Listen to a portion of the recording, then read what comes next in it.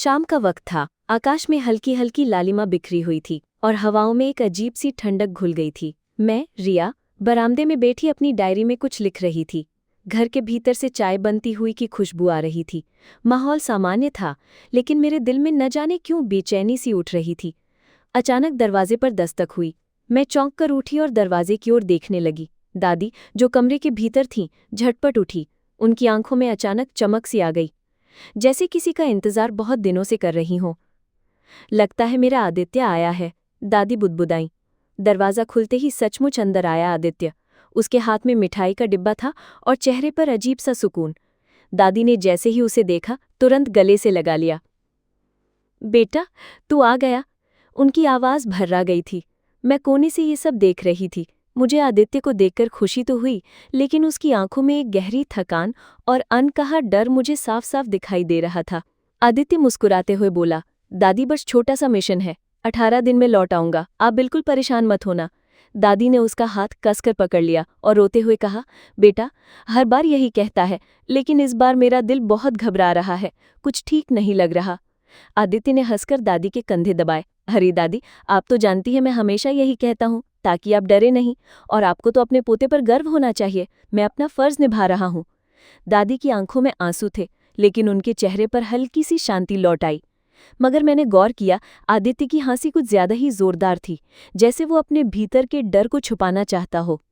मैं आगे बढ़ी। भैया, सच बताओ, आप जल्दी लौट आओगे ना? आदित्य ने मेरी ओर देखा। उसकी नजरें पल भर के लिए गहरी हो गई, जैसे किसी गुप्त रहस्य को छुपा रही हूं।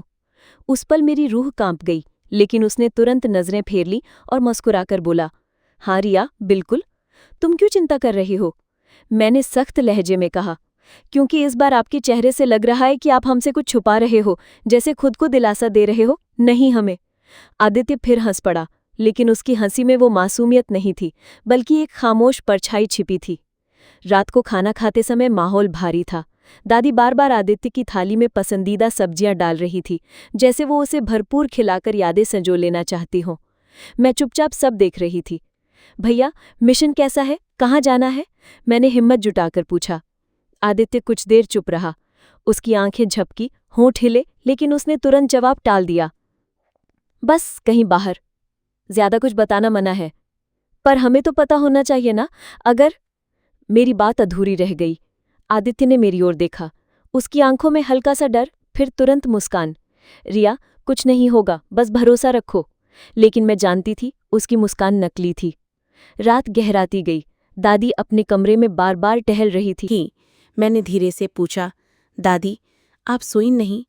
उन्होंने आह भरी। बेटा, इस बार मेरा मन बहुत बेचैन है, जैसे कोई अनहोनी सामने खड़ी हो।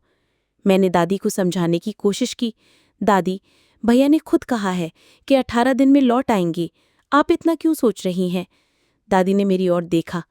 रिया, कई बार माँ का दिल बेवजह भी सच्चाई जान लेता है, और आज मुझे आदित्य की हंसी में दर्द सुनाई दिया। मेरी रूह कांप गई, क्योंकि यही एहसास मुझे भी हो रहा था। उस रात मेरी नींद अचानक टूट गई। मैंने खिड़की से बाहर देखा। आंगन में हल्की चांदनी बिखरी हुई थी, और वहां आदित्य अकेला खड़ा आसमान की ओर देख रहा था। उसके हाथ में एक कागज था। वह बार बार उसे देख रहा था, फिर उसे जेब में रख लेता। मैंने धीरे से दरवाज़ा खोला और फुसफुसाई, भैया। वह चौंक गया।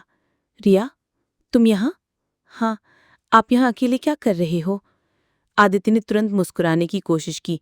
बस यूं ही, चांद अच्छा लग रहा था। लेकिन मैं जानती थी वह झूठ बोल रहा है। उसकी आंखों में डर की परछाई और गहरी हो गई थी। मैंने कागज की ओर इशारा किया। ये क्या है? वो हड़बड़ा गया। कुछ नहीं, बस ऑफिस की बातें हैं। मैंने जिद की, भैया मुझे दिखाओ। आदित्य ने मेरी ओर देखा, फिर हल्की हंसी के साथ बोला, रिया, कुछ बातें जान लेना तुम्हारे लिए ठीक नहीं होगा। उसकी आवाज में एक अजीब सी गंभीरता थी। अगले दिन आदित्य बहुत जल्दी उठ गया। उसने नाश्ता किया, दादी के पैर छुए और बोला, दादी, मुझे निकलना होगा। दादी ने उसका हाथ कसकर पकड़ लिया। बेटा, मेरा मन बहुत डर रहा है, मत जा। आदित्य की आंखें भर आईं, लेकिन उसने खुद को संभाला। दादी, अगर मैं नहीं जाऊंगा तो मेरा फर्ज अधूरा रह जाएगा। मैंने रोते हुए कहा, भैया, कम से कम ये वादा तो करो कि लौट आओगे। उसने मेरी आंखों में देखा। उसकी नज़रें कांप रही थीं। रिया, अगर मैं लौटा तो तुम्हें सबसे पहले गले लगाऊंगा। मेरे दिल में सन्नाटा छा गया। अगर लौटा तो उसके इस वाक्य ने मुझे अंदर तक डरा दिया। आदित्य ने अपने बैग को उठाया और दरवाजे की ओर बढ़ा। दादी दरवाजे की चौखट पर खड़ी थीं, आंसुओं से भीगी आंखों से उसे जाते देख रही थीं। आदित्य ने आखिरी बार घर की ओर देखा और धीमे से मुस्कुराया, लेकिन उस मुस्कान के पीछे अब भी वही खामोश परछाई थी। आदित्य के जाते ही घर में अजीब सी चुप्पी छा गई। दादी हर थोड़ी देर में उसकी तस्वीर को देखती और आंखें भर आती। मैं अपने कमरे में गई। मेरे दिमाग में बार बार वही शब्द गूंज रहे थे, अगर लौटा तो। आखिर उसने ऐसा क्यों कहा? वह कौन सा मिशन था जिसके बारे में वह इतना छिपा रहा था? उस कागज में क्या था जिसे वह रात को देख रहा था? इन सवालों ने मेरी नींद, मेरा चैन सब छीन लिया। अगले दिन जब मैं अपने कमरे को साफ कर रही थी तो मुझे अलमारी के कोने में एक छोटा सा लिफाफा मिला। उस पर लिखा था, रिया के लिए, अगर मैं लौटकर ना आऊं। मेरे हाथ कांप गए, दिल जोर जोर से धड़कने लगा। मैंने लिफाफा खोलना चाहा, लेकिन उसी वक्त दादी आ गईं। मैंने जल्दी से लिफाफा छुपा लिया, क्योंकि मुझे डर था अगर दादी ने ये देखा तो उनका दिल और टूट जाएगा। उस लिफाफे के मिलने से मेरी बेचैनी और बढ़ गई। क्या आदित्य को पहले से अंदाजा था कि वह शायद वापस ना लौटे? उस लिफाफे में आखिर क्या रहस्य छुपा है? मेरे मन में सवालों का तूफान था और मुझे लग रहा था आदित्य की हंसी के पीछे जो खामोश परछाई है, उसका सच अब धीरे धीरे सामने आएगा। सुबह का सूरज चमक रहा था, लेकिन मेरे दिल पर काली घटाएं छाई थीं। आदित्य को गए हुए सिर्फ एक दिन हुआ था, लेकिन घर जैसे सूना हो गया था। दादी चुपचाप मंदिर के सामने बैठकर माला जप रही थी और मैं अपने कमरे में उस लिफाफे को बार बार देख रही थी। लिफाफे पर लिखी पंक्तियां मेरी आंखों में चुभ रही थी। रिया के लिए, अगर मैं लौटकर ना आऊं। ये शब्द मेरे दिल को काट रहे थे। आखिर भैया को ऐसी बात सोचने की जरूरत क्यों पड़ी? मैंने खुद से सवाल किया। पूरे दिन मैं दादी से छिपाकर उस लिफाफे को देखती रही। कई बार मन हुआ खोल दूं, लेकिन फिर डर लगने लगा, अगर उसमें कुछ ऐसा लिखा हुआ जो मैं जानना ही न चाहूं। शाम को जब दादी सो गई तो मैंने धीरे से दरवाज़ा बंद किया और लिफाफा खोला। अंदर एक छोटा सा नोट था। रिया, अगर तुम ये पढ़ रही हो तो शायद मैं तुम्हारे पास वापस ना पाऊं। मैंने तुम्हें और दादी को बहुत कुछ बताना चाहा, लेकिन अपने वचन के कारण नहीं बता पाया। मेरा मिशन सिर्फ देश के लिए नहीं, बल्कि तुम दोनों की सुरक्षा के लिए भी है। अगर मैं न लौट पाया तो अलमारी के नीचे वाले खंड में तुम्हें एक डायरी मिलेगी। उसमें वो राज लिखा है जिसे तुम जानकर शायद डर जाओ, लेकिन सच्चाई छुपाना अब संभव नहीं होगा। हमारे घर की खामोश परछाइयों का सच उसी में है। तुम्हारा आदित्य। मेरे हाथ कांपने लगे। हमारे घर की खामोश परछाइयों का सच, इसका मतलब क्या हो सकता है? अगली सुबह मैं तुरंत अलमारी के नीचे वाले खंड की ओर बढ़ी। सचमुच वहां एक पुरानी, धूल से ढकी डायरी रखी थी। मैंने उसे निकाला और खोला। पहला ही पन्ना देखकर मेरी रूह कांप गई। साल 1995। उस डायरी में लिखी बातें पढ़ते पढ़ते मेरी सांसें तेज हो गई। डायरी में लिखा था, हमारे परिवार के कुछ लोग कभी साधारण नहीं थे। दादी के पति यानी मेरे दादाजी दरअसल एक गुप्तचर संगठन से जुड़े हुए थे। उन्होंने कई बार अपने मिशन पूरे किए, लेकिन एक मिशन अधूरा रह गया। उस मिशन का नाम था खामोश परछाई। इस मिशन से जुड़ा हुआ एक खतरनाक नेटवर्क आज भी सक्रिय है। दादाजी ने अपने परिवार को बचाने के लिए उस नेटवर्क के कई रहस्य छुपाए थे। अब वही मिशन मेरी जिंदगी में लौट आया है। मुझे ये पूरा करना ही होगा, चाहे मेरी जान क्यों ना चली जाए। मेरी आंखें फटी की फटी रह गई। तो भैया का मिशन सिर्फ देश की सुरक्षा के लिए नहीं, बल्कि हमारे परिवार के अधूरे अतीत से जुड़ा हुआ था। डायरी बंद करने ही वाली थी कि अचानक मेरा फोन बजा। स्क्रीन पर नंबर अनजान था। हेलो, मैंने कांपती आवाज में कहा। उधर से एक भारी आवाज आई, रिया, अगर तुम्हें अपने भाई की सलामती चाहिए तो डायरी पढ़ना बंद कर दो। मेरे हाथों से फोन लगभग गिरने वाला था। तुम कौन हो? उधर से ठंडी हंसी आई। हम वही हैं जिनसे तुम्हारे दादाजी नहीं जीत पाए थे, और अब तुम्हारा भाई भी हमसे नहीं जीत पाएगा। फोन कट गया। मैं हक्का बक्का खड़ी रह गई। तो ये खामोश परछाई सचमुच कोई नेटवर्क है, और वे लोग आज भी हमारे पीछे हैं।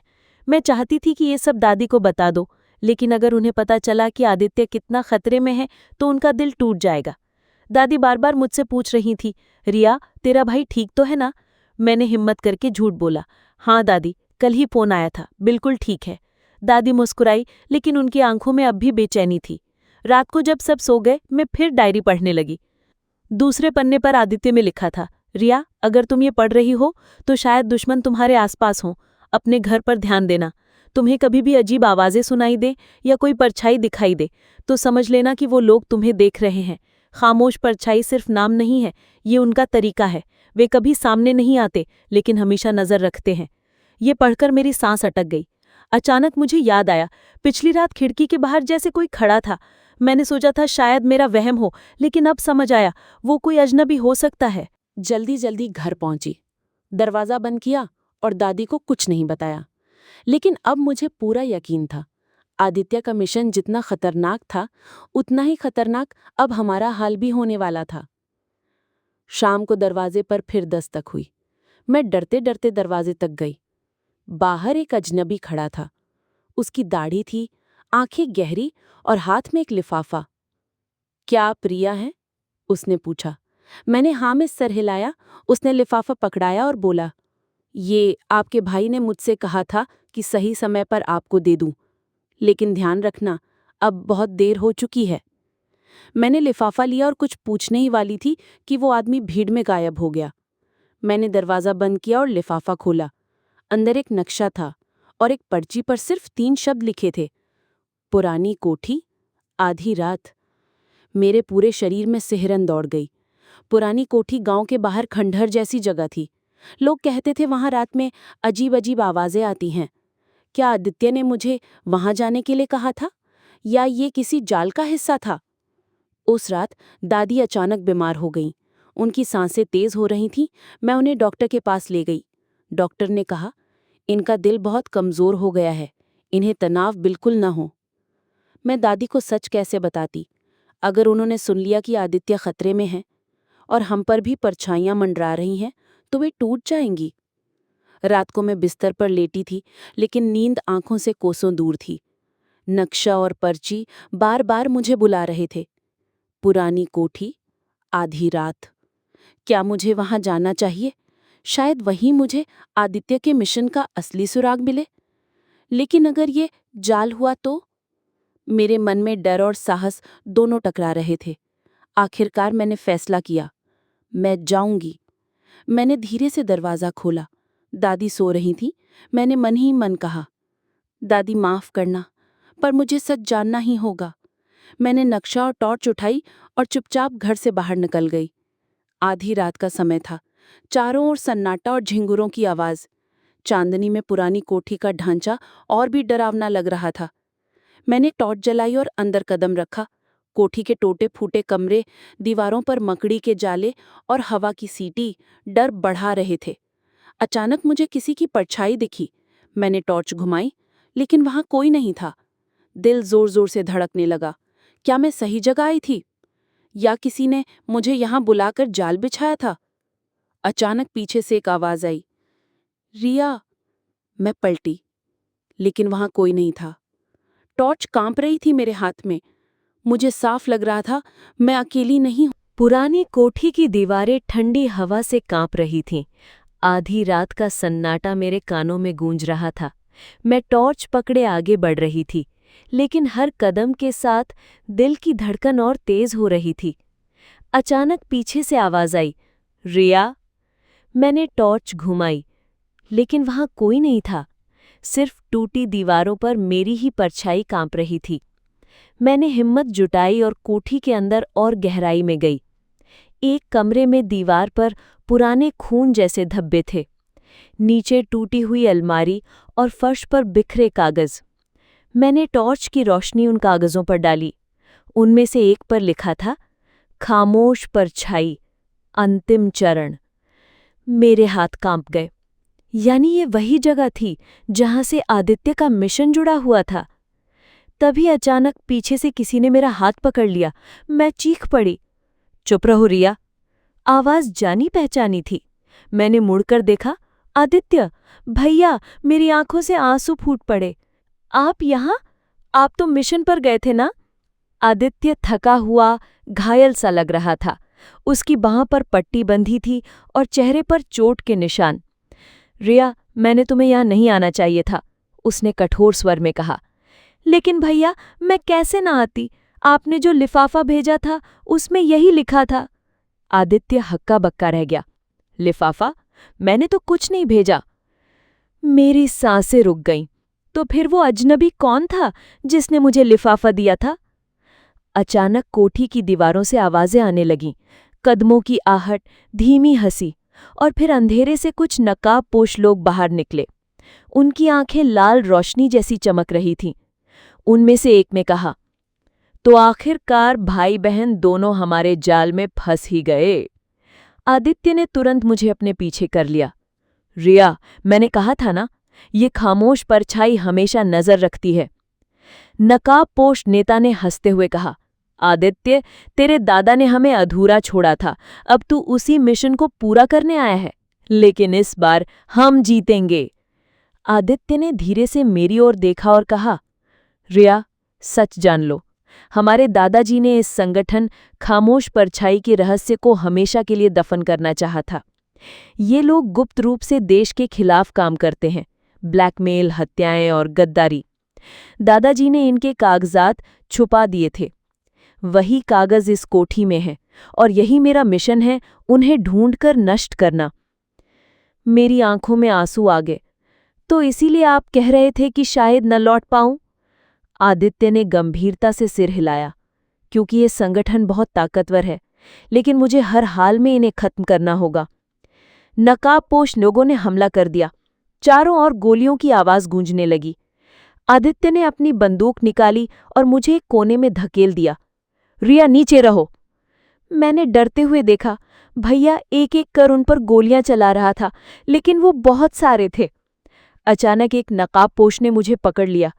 अगर जिंदा रहना है तो अपने भाई से कहो हथियार डाल दे। रिया!